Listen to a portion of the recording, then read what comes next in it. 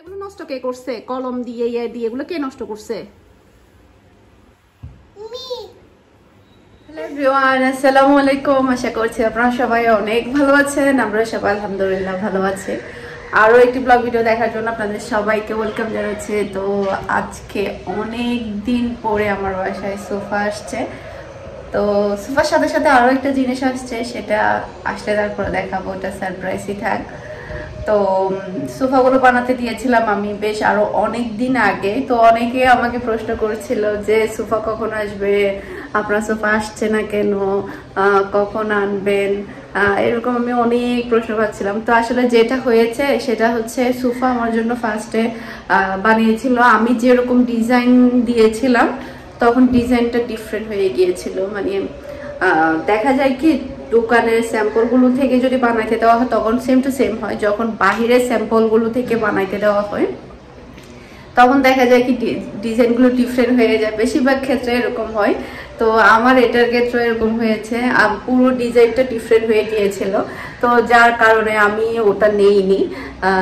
তারপর ভাইয়াদেরকে বললাম যে ভাই আমি এটা নিব না, আপনারা ওটা অন্য দোকানে সেল করে দেন, আমাকে আমি যেটা ডিজাইন দিয়েছি সেটা মানে আমাকে বানিয়ে দেন।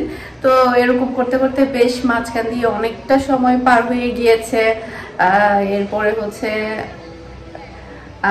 আমার জন্য দেখা গিয়েছে যে মানে ওটা বানাই নেই, পরে শেষে আবার আমি যেরকম ডিজাইন দিয়েছি এখন সেটা আবার বানিয়ে দিয়েছে। দেখা যায় কি এরকমই হয়, দেখা যায় প্রথমে যদি একজনের জন্য যদি বানায়, সেটা যদি আসলে ডেলিভারি না হয় তখন ওটা আবার বাইরে সেল করে তারপর আবার বানাই, এরকম আর কি। তো এরপরে হচ্ছে আমি আরেকটা জিনিস আমার বাসার জন্য আরেকটা জিনিস সাথে বানাই একসাথে ডেলিভারি করার জন্য, মানে সোফার সাথে ওই জিনিসটা সহ ডেলিভারি করার জন্য। পরে আবার ওটাও কমপ্লিট করে আমার সোফাগুলো কমপ্লিট করে দেন। এখন ফাইনালি আমার বাসায় সোফা চলে আসছে। আসলে সোফাগুলো বানাতে দিয়েছি বেশ আরো অনেক দিন আগে, অনেকটা টাইম চলে গিয়েছে। আমি নিজেও অপেক্ষা করছিলাম কখন আসবে। সেই সাথে আমার ভিউয়ার্সরাও কিন্তু অপেক্ষা করছিল আমার বাসায় সোফা কখন আসবে। অনেকদিন ধরে আমার ড্রয়িং রুম পুরোটাই খালি ছিল। তারপরেও আহামরি অত বেশি খারাপ, কারণ আমি নতুন বাসা নিয়েছি। নতুন বাসা নেওয়ার পরে আসলে কি পরিমাণে কষ্ট হয় সেটা যারা নতুন বাসা নেয় তারা জানে। তো সবকিছু আসলে আলহামদুলিল্লাহ 1 বছরের মধ্যে হয়ে যাচ্ছে। এটা আল্লাহ তাআলার অনেক বড় রহমত আমি মনে করি। অনেকে হয়তো বা তাও হয় না, আবার অনেকে দেখা যায় কি একদিনে হয়ে যায়। হ্যাঁ, সবার তো সব একরকম না। তো যাই হোক, এখন অলরেডি গাড়ি কাছাকাছি চলে এসেছে। আজকে হচ্ছে শুক্রবার। তো রুমের কিন্তু পেইন্ট করাতে হবে। এখানে মিনহা বেশি অবস্থা বেশি খারাপ করে ফেলেছে বলার বাহিরে। তো এখন করাবো না। তারপরে এগুলো হচ্ছে আমার বিদেশে যাওয়ার পার্সেলগুলো, ওগুলো আমি এখান থেকে সরিয়ে ফেলবো। এরপরে হচ্ছে পুরো রুমটাকে আমি একদম ক্লিয়ার করে ফেলবো, কোনো বিজনেসের জিনিসপত্র থাকবে না। আর হচ্ছে মিহির রুমও আমি বেশ অনেকটা কিছু রেখেছি, এগুলো সবই গুছাতে হবে। অনেক কিছু মিহির রুমে নিয়ে চলে এসেছি আমি। এরপরে হচ্ছে বিজনেস রুমটাও অনেকটা সেটিং করা হয়েছে। সবই আলহামদুলিল্লাহ গোছানো হয়ে গেলে আপনাদেরকে দেখাবো কিভাবে কি করেছি, কোন জায়গায় রেখেছি। আর বিজনেস রুমেও কিন্তু প্রচুর পরিমাণে সেটিং করা হয়েছে, কালকে রাতে আপনাদের সাথে শেয়ার করি। বিজনেস রুমে আগে এখানে ছিল কার্টুন ছিল, কার্টুনগুলো সরিয়ে ফেলেছি। এই যে এই জায়গাতে ওভেন ছিল, 2টা ওভেনগুলো সরিয়ে ফেলেছি। এরপরে হচ্ছে আমার ছিল আরো কি ছিল, ওই যে ফ্রাই প্যানের সেট, তারপরে হচ্ছে ডিনার সেটের বক্স ছিল, ওগুলো সবই সরিয়ে ফেলেছে। এখানে সবই আমার ড্রেসের কালেকশনগুলো রেখেছি এখানে। আর কুরিয়ারের পার্সেল এখানে, ডেলিভারি পার্সেল এখানে। আর এগুলো সবই আমার নিউ কালেকশন, দেখতে পাচ্ছেন প্রচুর পরিমাণে কালেকশন আছে। তো এখানে সবই এক একভাবে আমি রেখেছি। কিছু এখানে মিসিং পার্সেল, মানে 1-2টা পার্সেল মানে আছে। তারপরে আরো কমপ্লিট করে মানে সোল্ড আউট রিস্টক করে ডেলিভারি করতে হবে। এখানে এগুলো বিকাশ আসেনি, মানে কুরিয়ার চার্জ বিকাশ আসেনি, সেগুলো আমি এখানে রেখেছি। এভাবে আসলে পার্সেলগুলো রাখা হয়েছে। আর এদিকে হচ্ছে বুকিং পার্সেলগুলো, যেগুলো কিনা অ্যাডভান্স পেমেন্ট করে বা বিদেশের বুকিং করে রাখে যেগুলা, সেগুলো এই যেগুলো সবই হচ্ছে বিদেশের প্লাস হচ্ছে বাংলাদেশের, যেগুলো কিনা বুকিং করে রাখতে বলেছে। আরো কয়েকটা একসাথে নিয়ে তারপর ডেলিভারি করতে হবে, এরকম আর কি। তো এদিকে হচ্ছে ব্যাগের কালেকশনগুলো। তো বিজনেস রুমটা আরো সেটিং করতে হবে, কিভাবে কি করছি সেটা আপনাদের সাথে অবশ্যই শেয়ার করব। আর যেহেতু থাক বানাতে দিয়েছি, এই জায়গাটাতে আমি থাক রাখবো পুরো থাকের মধ্যে। তখন যখন দেখা যাবে থাক বানাবো তখন ব্যাগগুলো থাকের মধ্যে উঠে যাবে, এরপরে এখানে বুকিং এর পার্সেল গুলো থাকের মধ্যে চলে যাবে, কিছু কিছু কালেকশন থাকের মধ্যে উঠে যাবে, তখন দেখা যাবে মানে জিনিসটা আরো বেশি সুন্দর লাগবে। এগুলো যখন পোস্ট করা হয়ে যাবে তখন এগুলো একদম ঘর খালি হয়ে যাবে। যত তাড়াতাড়ি আসলে পোস্ট করে দিতে পারে তত তাড়াতাড়ি আমার জন্য ভালো হয়, কারণ ঘরটা খালি হয়ে যায়। এই যে এটাও কিন্তু পোস্টের জন্য আমি প্যাকিং করে রেখেছি। এখন যদি এটা কালার, পুরা ঘর যদি কালার করা হয় তখন দেখা যাবে আরো বেশি ভালো লাগবে। তবে এখন কালার করাচ্ছি না, কারণ বাসা হচ্ছে দারোয়ান নেই। দারোয়ান থাকলে দেখা যায় কি উনি নিজ দায়িত্বে খুবই সুন্দর করে মানে সেফলি ভাবে আমার বাসার রংটা করাই দিবে, কিন্তু যেহেতু দারোয়ান নেই সেই কারণে হচ্ছে আমি এখন কালার করাচ্ছি না। উনি আসলে তারপর আমি পুরো ঘর কালার করাবো। মিনহা খুবই অবস্থা খারাপ করেছে, যেটা বলার মতো না। তো ফার্নিচারের ট্রাক কিন্তু অলরেডি চলে এসেছে। এগুলো সাতকানিয়া কেরানীহাট থেকে এসেছে। আমি আমাদের সাতকানিয়া আলম ফার্নিচার থেকে ফার্নিচারগুলো বানিয়েছি। যারা সাতকানিয়া থাকে তারা তো অবশ্যই চিনে। আলম ফার্নিচারগুলো কিন্তু অনেক বেশি কোয়ালিটিফুল হয়, ওদের ফিনিশিংগুলো অনেক বেশি ভালো হয়, আর দেখতে অনেক বেশি সুন্দর থাকে ওদের ফার্নিচারগুলো। আমার আপুর বিয়ের সময় ওদের এখান থেকে ফার্নিচার নিয়ে দিয়েছিল, আপুর বিয়ের সময় আর কি। আপুর বিয়ে হয়েছে তো আজকে অনেক বছর হয়ে গিয়েছে, তারপরও মানে যেরকম সেরকম ওদের ফিনিশিংগুলো আসলে এতটাই নিখুঁত থাকে, মানে দীর্ঘদিন ইউজ করার পরেও একটু নষ্ট হয় না, যত্ন সহকারে রাখলে আর কি। আমরা যদি কোনো জিনিস বেযত্নে রেখে দিই সেক্ষেত্রে তো ওটা তো নষ্ট হবে, যদি যত্ন করে রাখা হয় তাহলে অনেক বেশি সুন্দর থাকে। আমার আপুর বিয়ের ফার্নিচারগুলো কিন্তু এখনও অনেক ভালো। সেই সাথে আমাদের বাসায়, আমার বাবার বাড়ির বাসায় যে সোফাগুলো আছে রেড কালারের, ওগুলোও কিন্তু ওখান থেকে নেওয়া। এরপর আমাদের ম্যাক্সিমাম আমার ফুফির বাসার সোফা, খাট, তারপর ড্রেসিং টেবিল, এরপর এখন একটা আবার নতুন আলমারি বানাতে দিয়েছে। সব কিছুই কিন্তু আলম ফার্নিচার থেকে বানাতে দিয়েছে। তবে দামের দিক দিয়ে আসলে অন্যান্য জায়গা থেকে অনেকটা বেশি হয়, তারপরও কোয়ালিটির দিক দিয়ে, ফিনিশিংয়ের দিক দিয়ে অনেক বেশি ভালো হয় ওদের ফার্নিচারগুলো, মানে কোনো কমপ্লেন থাকে না এরকম আর কি। তো আপনাদেরকে যেটা বলছিলাম, আমি কিন্তু যে শোকেস বানাতে দিয়েছি সেটা কিন্তু বলিনি। আমি যখন আমার দাদিকে দেখতে গিয়েছিলাম সাতকানিয়াতে আমার ফুফি সহ, তখন আমি আসার পথে একটা শোকেস বানাতে দিয়েছিলাম। তো সেটা সহ একসাথে ডেলিভারি করতে বলেছিলাম, তো সেটা কিন্তু আপনাদের সাথে শেয়ার করা হয়নি। আজকে একেবারে সারপ্রাইজ হিসাবে আমি আপনাদের সাথে দেখাচ্ছি। শোকেসটা কিন্তু অনেক বেশি সুন্দর হয়েছে, যেটা কিনা বলার মতো না। যেমনটা চেয়েছি তেমনটাই হয়েছে। শোকেসের ফিনিশিং সবচাইতে বেশি সুন্দর, আর খুবই সিম্পলের মধ্যে ডিজাইনটা দিয়েছি। তবে সিম্পলের মধ্যে জিনিসটা কিন্তু দেখতে অনেক বেশি ভালো লাগে। খুব বেশি গর্জিয়াস হিজিবিজি কাজ থাকলে কিন্তু দেখতে অতটা বেশি ভালো লাগে না। তো আপনাদের কাছে আমার শোকেসটা কেমন হয়েছে আমাকে অবশ্যই কমেন্ট করে জানাবেন।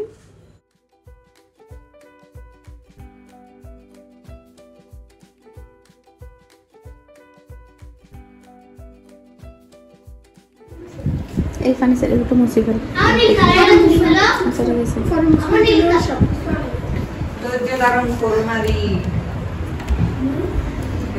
ফিনিশিং যে সুন্দর ওদের, তাই না?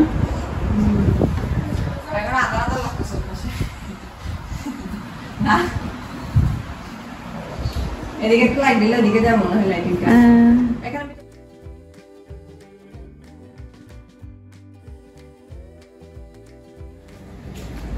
এটা একটু খুলে দাও না নিলে দাও না, করে দাও তো। ভালো আছে।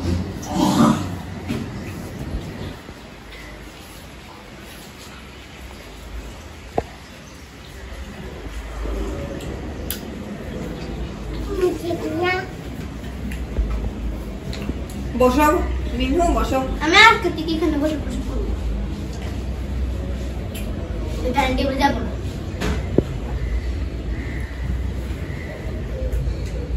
এখানে নিচে ফুল দিলে ভালো হবে না? এখানে এটাতে দেওয়া যাবে না? না, এটা কি তোমাদের টার মতো?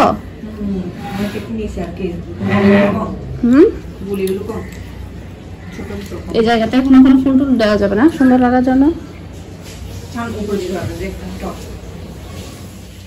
আমার বাসায় কিন্তু এক্সট্রা অত বেশি কিছু নেই, কারণ হচ্ছে আমার বাসায় যেহেতু শোকেস ছিল না, যার কারণে আমি খুব একটা বেশি কিছু কিনিনি।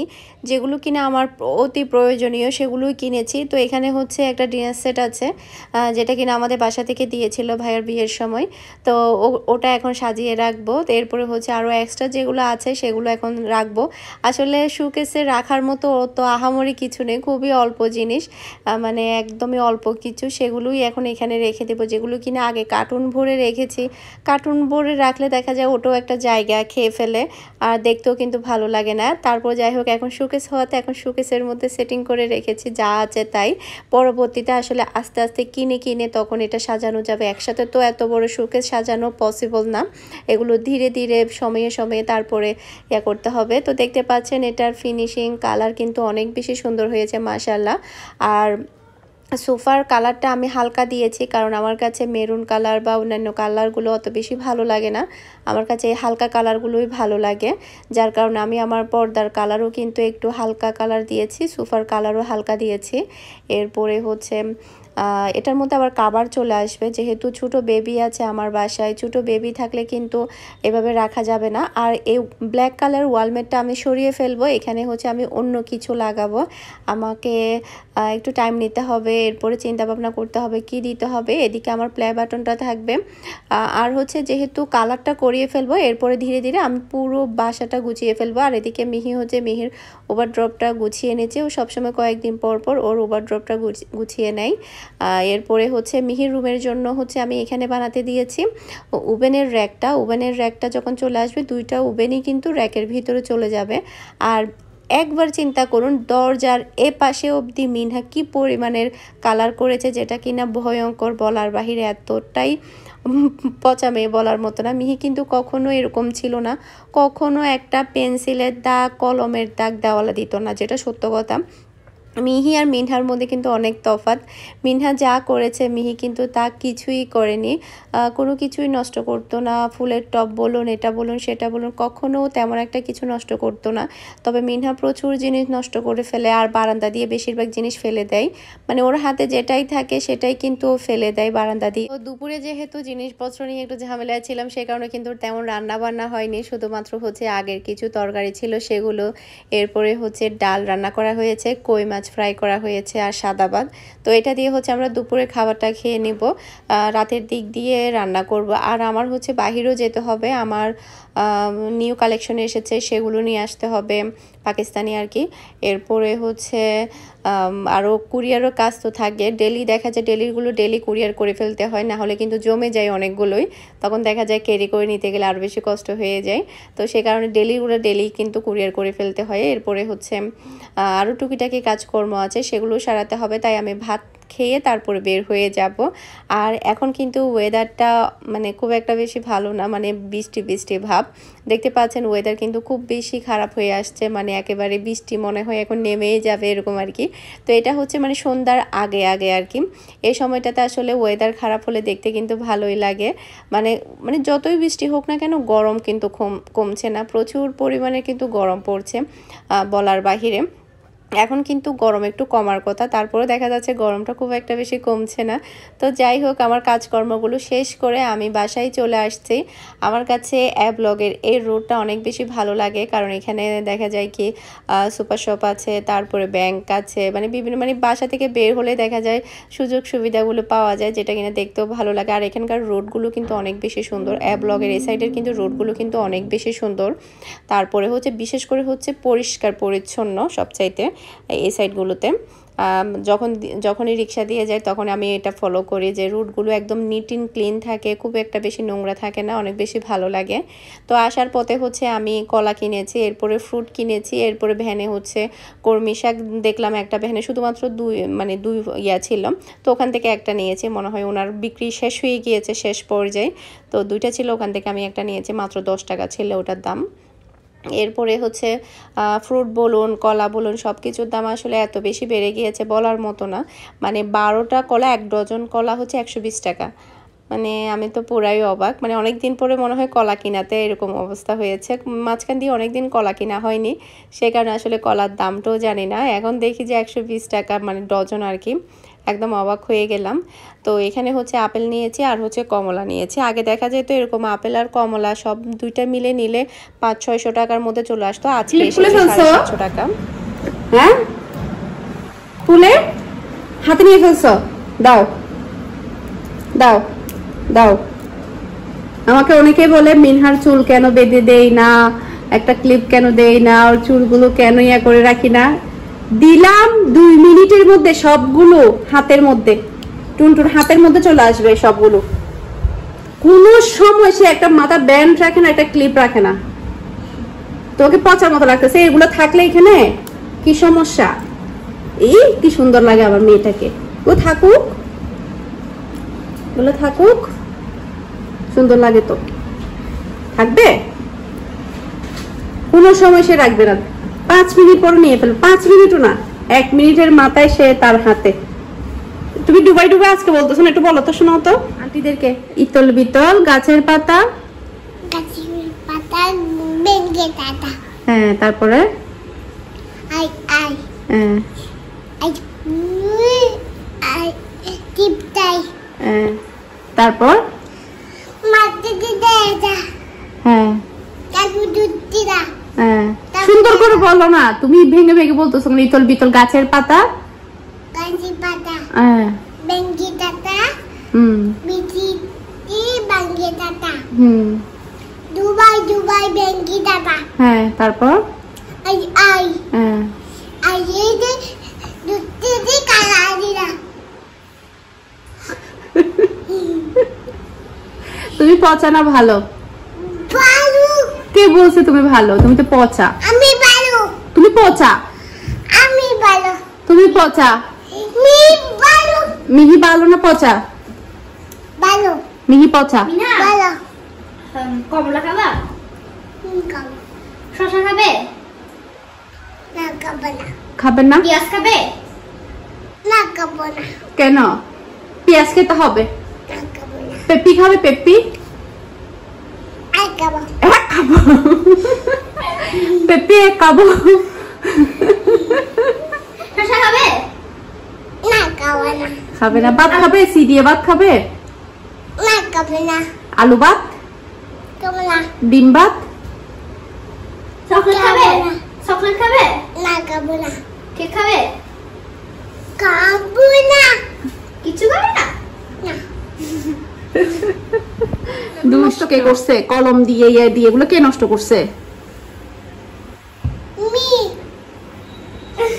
মিমি। এগুলো মি নষ্ট করছে? আমি তো মির একটা অভ্যাস ভালো আলহামদুলিল্লাহ, কোনো সময় সে কলম দিয়ে দেওয়ালে আগ দেয় নাই। উমানে থাকতে কোনো সময় আমার মেয়ে দেওয়াল নষ্ট করে নাই। কি এটা বলতেছি, মিহি কোনো সময় এই কাজ করে নাই, একদম ছোট থেকেই।